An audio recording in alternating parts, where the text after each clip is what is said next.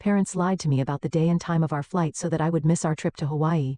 Where are you guys? I asked, arriving at the airport. We are in Honolulu. My mom dared to ask, why didn't you come to the airport yesterday, sweetie? I couldn't believe it. When they returned, we're in Honolulu.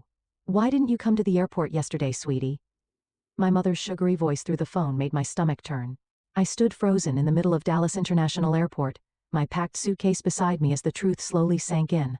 They had deliberately lied about our flight date. My name is Jocelyn Adams, and I never thought my own parents would stoop this low. I'd been looking forward to this family vacation for months, desperately needing a break after an exhausting quarter at work. As a marketing executive, I just finished hosting important clients from overseas, and this trip was supposed to be my reward. A chance to relax and reconnect with my family. What do you mean yesterday? I managed to say, my voice shaking. You told me the flight was today at 2 p.m. I have the text messages to prove it. The bustling airport suddenly felt suffocating as other travelers rushed past me. Their excitement for their own journey is only highlighting my growing devastation. Oh, sweetie, there must have been some confusion, my mother replied, but I could hear the lie in her voice. Your sister made it just fine. We're all settled in at the resort now. Of course my sister made it. Amy was always their priority, their golden child. I should have known something was off when they insisted on handling all the flight arrangements themselves, claiming it would be easier that way. The same parents who relied on me to help pay their bills somehow couldn't trust me to book my own ticket. This wasn't a confusion, Mom, I said, my voice growing stronger as anger replaced shock. You deliberately gave me the wrong date. You never wanted me on this trip, did you? The silence on the other end was deafening. Then, now, Jocelyn, don't be dramatic. These things happen. I ended the call, my hand trembling. Around me, families embraced as they prepared for their own vacations. While I stood alone, betrayed by the people who should have loved me most, the irony wasn't lost on me. I'd been sending them money every month for the past 2 years, helping them maintain their lifestyle after my dad's early retirement. They relied on my financial support for everything from medical bills to groceries, and still, they chose to exclude me from our family vacation. Looking at my useless suitcase, I felt tears welling up in my eyes. But more than sadness, I felt a burning anger rising inside me. This wasn't just about a missed vacation. It was about years of manipulation and favoritism. And standing there in the airport, I made a decision that would change everything.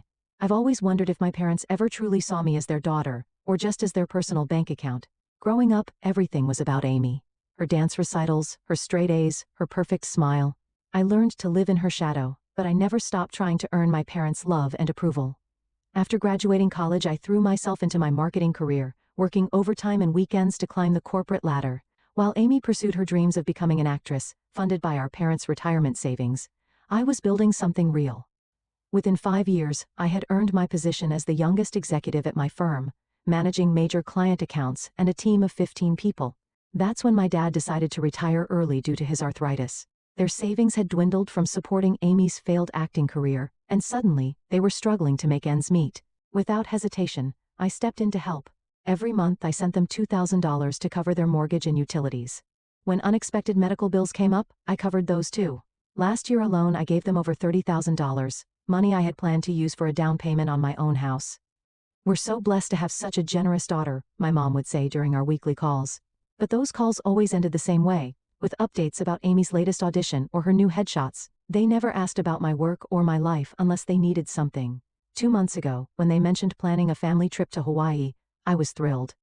Finally, a chance to spend quality time together. They insisted on handling all the arrangements since Dad had airline miles to use. Don't worry about anything, they said. Just focus on your big client meeting. We'll take care of everything. Like a fool, I believed them.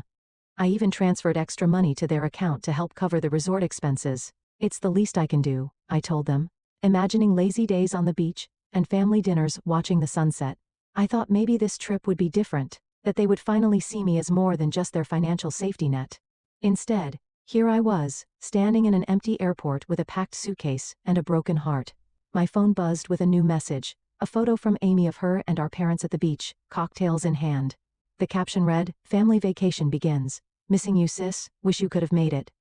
The rage that filled me in that moment was unlike anything I'd ever felt before. Standing there in the airport, staring at Amy's photo, something inside me finally snapped.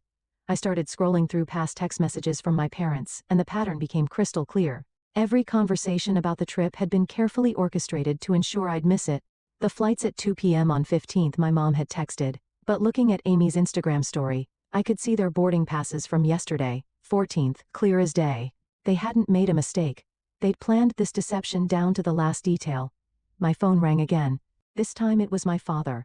"Jocelyn," he started, his voice stern like I was a child being scolded. "Your mother is very upset by your attitude. We made an honest mistake with the dates, and you're turning this into a drama. You're a grown woman. You should understand these things happen." I laughed, but there was no humor in it. An honest mistake? Then why did Amy know the correct date? Why did you insist on booking everything yourselves? Why have you been lying to me for weeks? "Now listen here," he began, but I cut him off.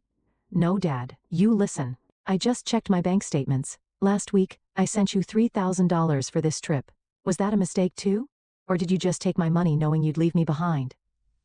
The silence that followed told me everything I needed to know. "Jocelyn," he finally said, his voice softer now, trying a different approach. "You know we're on a fixed income. We needed that money for the trip. You're doing so well in your career. You understand about making sacrifices for family, don't you?"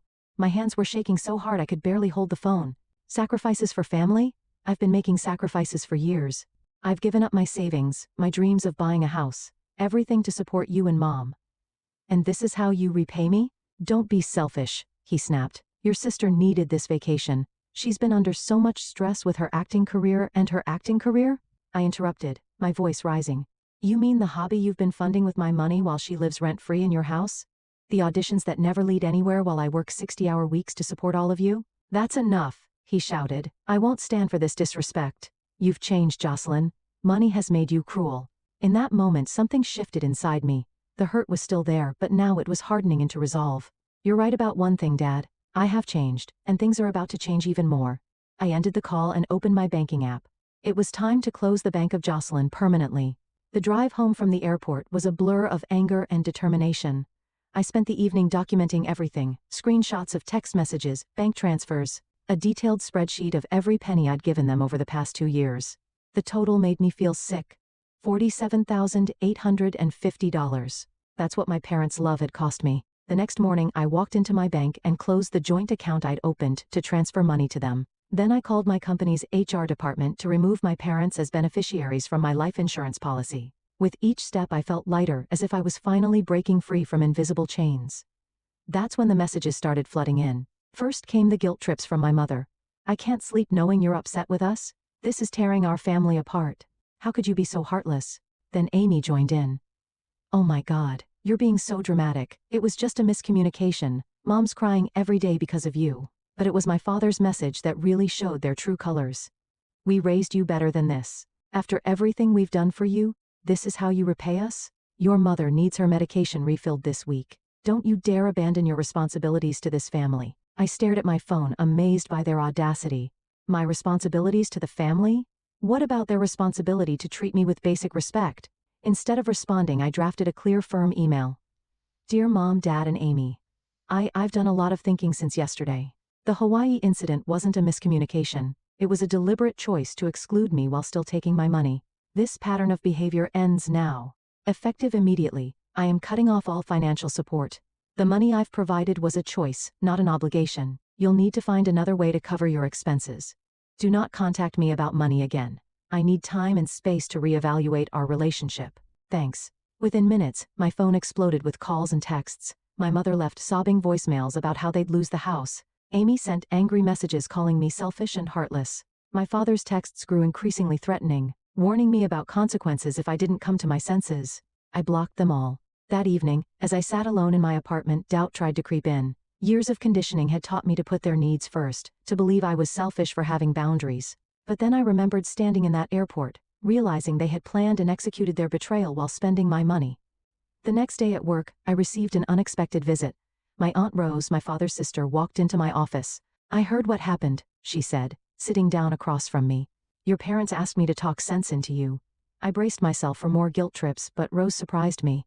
"What they did was cruel, Jocelyn. I've watched them take advantage of your kindness for years. It's time someone told you the truth. You deserve better than this." Tears welled up in my eyes as she reached across the desk and squeezed my hand. "Finally, someone in my family saw me. Really saw me." "They'll try everything to pull you back in," Rose warned.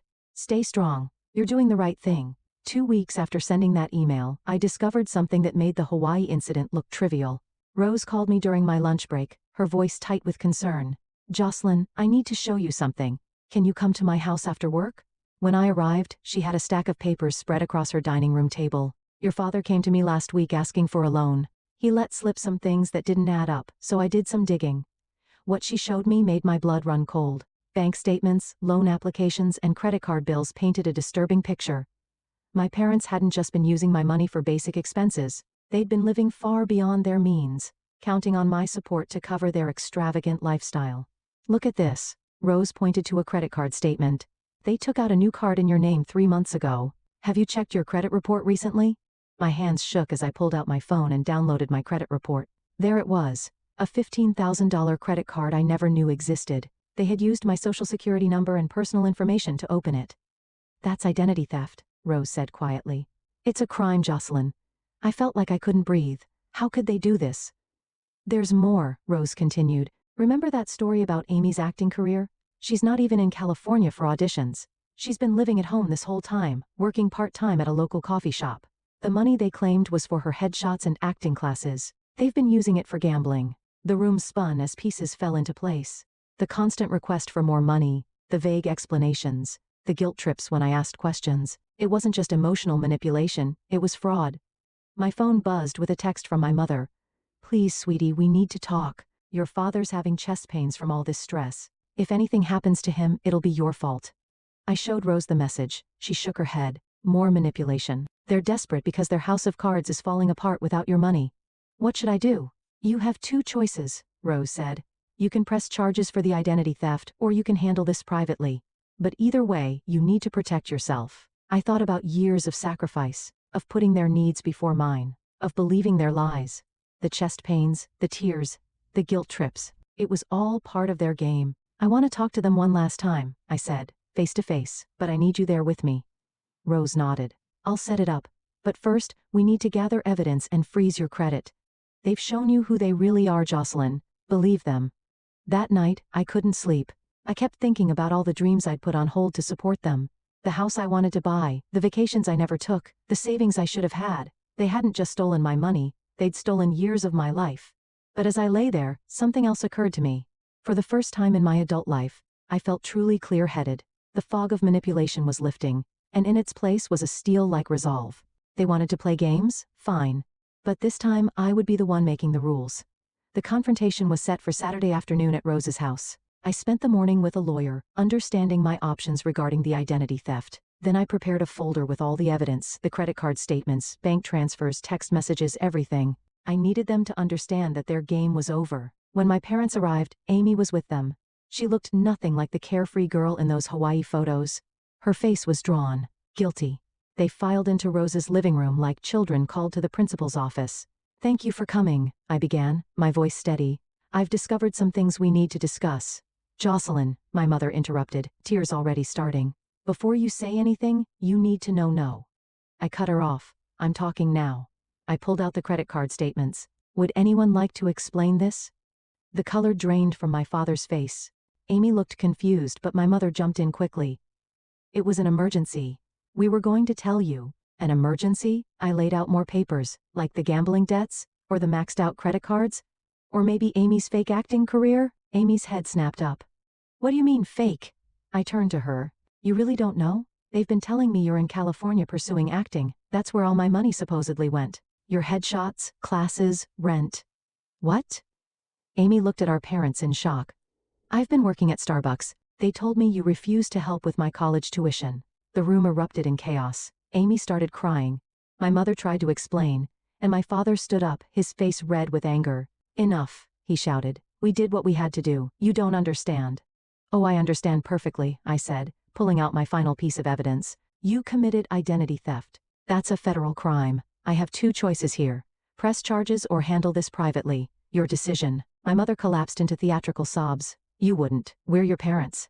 "Parents don't steal from their children," Rose interjected. "Parents don't lie and manipulate and commit fraud." Just then my father clutched his chest and staggered. "My heart," he gasped. "Call an ambulance." For a moment I almost fell for it. But then I saw my mother's face. Not panic, but calculation. This was their final play, their attempt to regain control. "No," I said firmly. "No more manipulation. Here's what's going to happen. You're going to sign a repayment agreement for every penny you stole. You're going to close that fraudulent credit card, and you're going to leave me alone. And if we refuse? My father asked, his heart attack mysteriously forgotten. Then I'll press charges, and you can explain your actions to a judge. The silence that followed was deafening. Finally, my father nodded, defeated. My mother stared at the floor, her tears suddenly dry. And Amy? Amy looked at me like she was seeing me clearly for the first time.